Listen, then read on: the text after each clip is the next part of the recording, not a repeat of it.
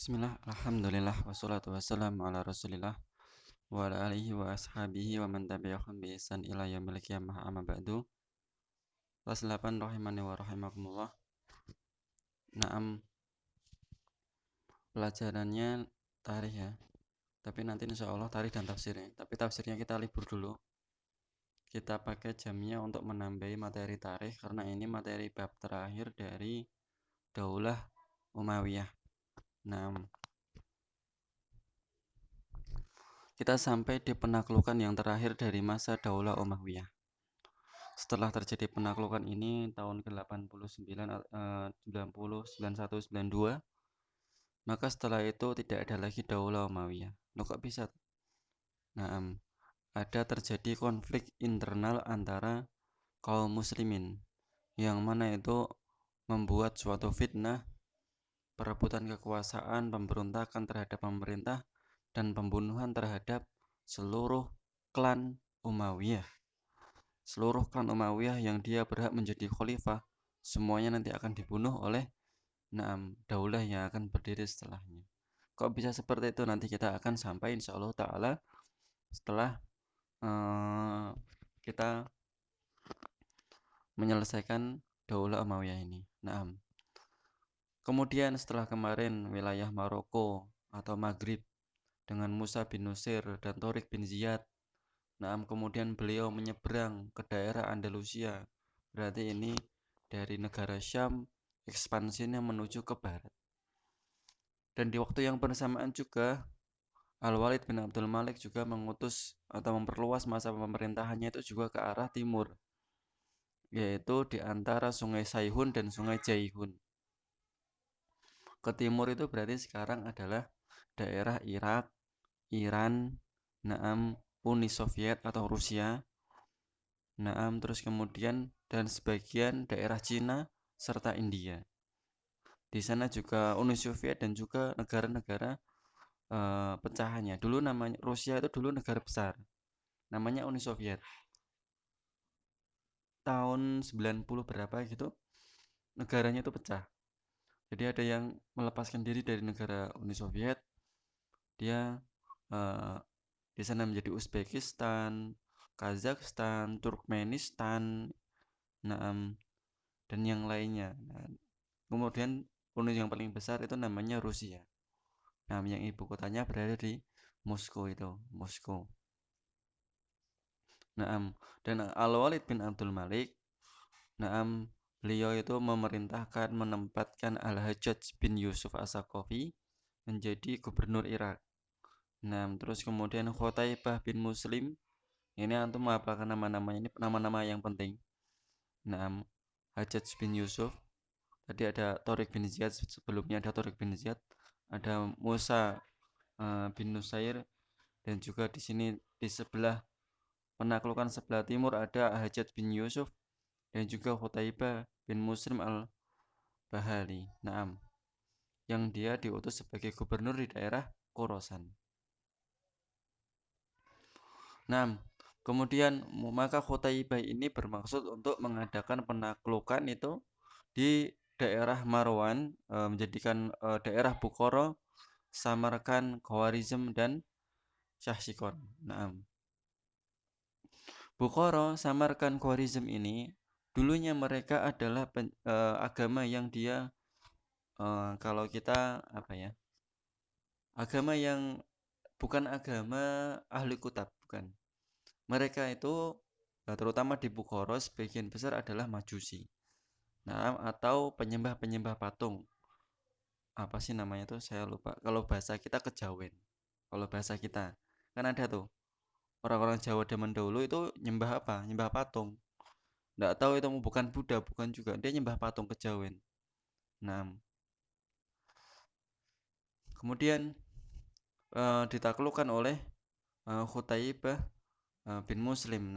Khutaibah ini menjadikan Bukhara, Samarkand dan Khwarizm itu sebagai daerah Muslim, dan di sana muncullah orang-orang yang kelak menjadi ulama-ulama besar di dunia. Salah satunya adalah Al-Imam siapa?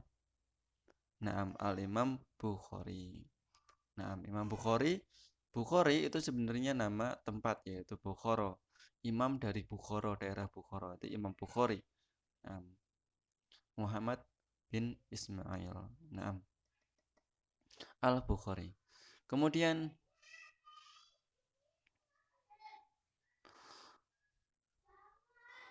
Qutaibah mendoakan penduduk daerah taklukannya itu untuk masuk Islam seraya menggauli mereka dengan baik. Nah, diceritakan bahwasanya ketika penaklukan Bukhara atau Samarkan, pada saat itu Samarkan ya, pada tahun 93 Hijriah, Qutaibah menaklukkan Samarkan.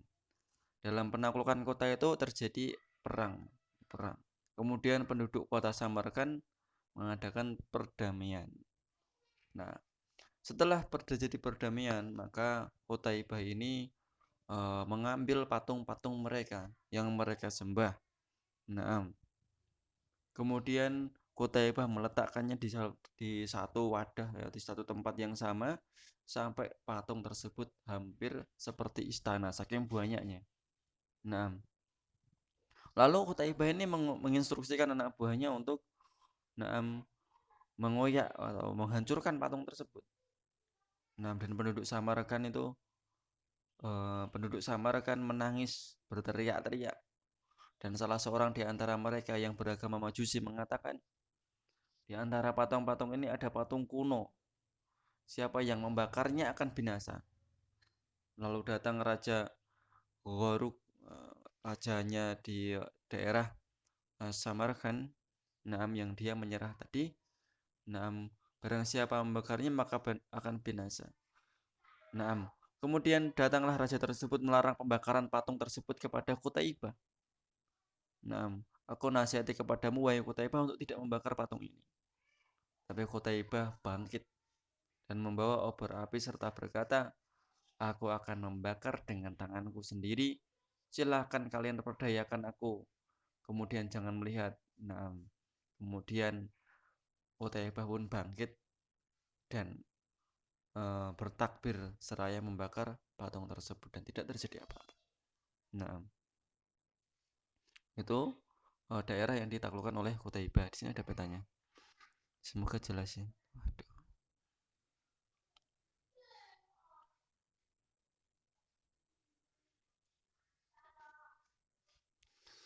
Saya tuh malas kalau petanya kayak gini tuh.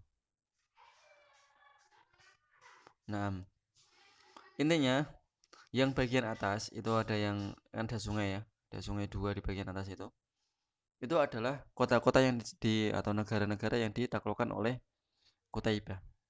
Adapun yang bawah ini adalah negara-negara yang ditaklukkan oleh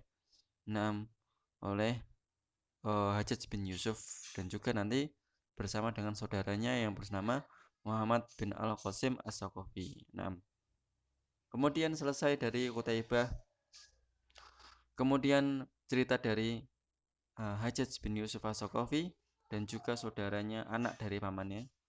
Pamannya Hajjaj ini punya anak namanya Muhammad bin Al-Qasim As-Saqafi juga. Jadi masih keluarganya. Mereka berdua menaklukkan negara Sindhi pada tahun 89 Hijriah. Sindhi itu bahasa kita ya, India.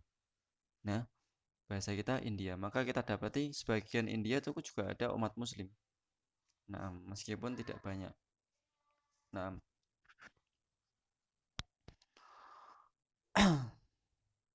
Kemudian yang pertama, adapun dari India ini, Muhammad Al-Qasim ini pertama yang dia taklukkan adalah daerah Adibal, Debal, dan beberapa kota India lainnya. Selama perjalanannya, pasukan muslimin menaklukkan sejumlah kota-kota yang penting. Maka sampailah mereka bertarung bersama atau berperang melawan Raja India yang bernama Dahir. Raja Dahir ini berangkat bersama pasukannya yang membawa pasukan 27 ekor gajah. 27 ekor gajah melawan pasukannya Muhammad bin Al-Qasim. Tetapi alhamdulillah Muhammad bin Al-Qasim mengumpulkan pasukan yang besar, menyongsong pasukan gajah tersebut dan berhasil membunuh Dahir dalam pertempuran dan pasukannya dapat dikalahkan, pasukan Judair dapat dikalahkan, maka ibu kota India pada saat itu jatuh ke tangan kaum muslimin, yaitu ibu kota namanya Rawar, ya, Rawar. Sekarang ibu kotanya India namanya siapa? New Delhi, ya. Nah, kemudian majulah pasukan Islam di bawah komando Muhammad bin Al-Qasim As-Saqafi di perbatasan Kashmir. Kashmir udah mau masuk Cina, India yang paling timur. Nah, kemudian Ibnul Qasim mulai menyebarkan Islam di negara tersebut dan beliau bermuamalah dengan penduduknya dengan baik. Nah, dan di masa Umar bin Abdul Aziz semakin kuatlah kekuasaan muslimin di daerah taklukan dengan wilayah yang sangat luas. Nah, kita bisa lihat di petanya ini ya. Tulisannya Daulah Umayyah, sangat luas sekali. Itu awalnya itu dari Jazirah Arab. Jazirah Arab itu yang bentuknya seperti sepatu boot itu Jazirah Arab. Kemudian ke timur itu udah masuk Afrika, kemudian sampai ke Andalusia. Al-Andalusia itu pojok paling kiri, pojok kiri atas itu ada tulisannya Al-Andalus, Al-Andalus ya.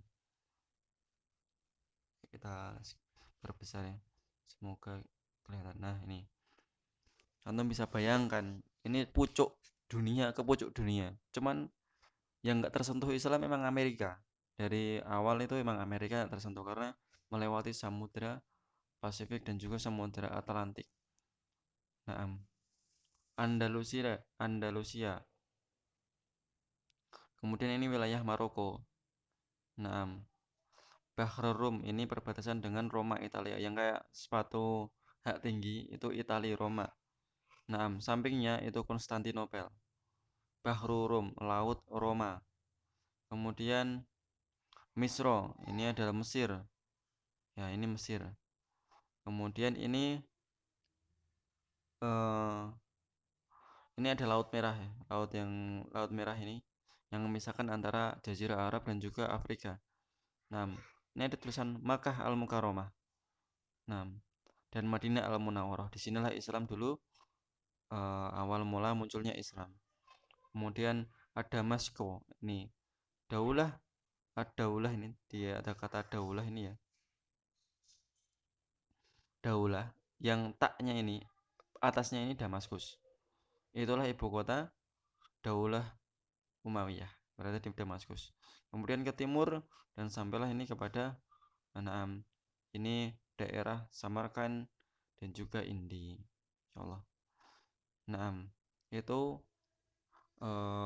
penaklukan yang terjadi di masa Andalusia. Imam Ibnu Katsir mengatakan bahwasanya pasar jihad itu bursa jihad itu ya intinya jihad itu apalagi bergelora itu memang di masa Daulah Umayyah. Kesibukan mereka itu hanya berjihad. Panji-panji kalimat Islam berkibar di timur dan di barat, daratan dan lautan. Mereka telah menghinakan kekafiran dan pemeluknya. Hati kaum musyrikin dipenuhi rasa takut terhadap kaum muslimin. Maka setiap kaum muslimin ingin menyerang suatu kaum musyrik, maka orang musyrik tersebut sudah takut duluan. Dan karena apa? Karena pasukan kaum muslimin terdiri dari orang-orang soleh, para wali, ulama, dan pembesar tabi'in. Setiap angkatan yang bersenjata terhadap satu kelompok besar yang dijadikan Allah Subhanahu wa taala sebagai penolong agamanya.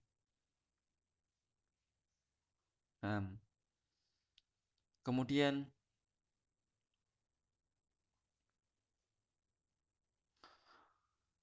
ini ya, Qutaibah dan juga Al-Hajjaj bin Yusuf.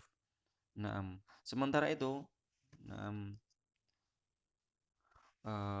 Amirul Mukminin Al-Walid bin Abdul Malik dan juga seorang panglimanya yang bernama Masalamah bin Abdul Malik bin Marwan menaklukkan penaklukan di negara Romawi ya. Berjihad bersama prajurit Syam hingga sampai ke Konstantinopel. Tahun berapa ini? Tahun ke-90 Hijriah itu sudah sampai ke Konstantinopel. Di sanalah Maslamah membangun Masjid Jami, tempat beribadah kepada Allah Subhanahu wa taala, sehingga membuat hati bangsa Frank dipenuhi rasa takut. Nah, ini belum runtuh ya. Ini masa Daulah Umayyah ini belum berhasil menaklukkan Konstantinopel. Tapi pintu-pintu itu sedikit demi sedikit sudah terbuka. Nah, kemudian tadi ya berarti Muhammad bin Al-Qasim dan juga Al-Hajjaj itu berjihad di negara India. Sementara itu Musa bin Nusir dan juga Tariq bin Ziyad mereka menaklukkan Maroko, daerah Afrika bagian utara dan sampai ke Andalusia.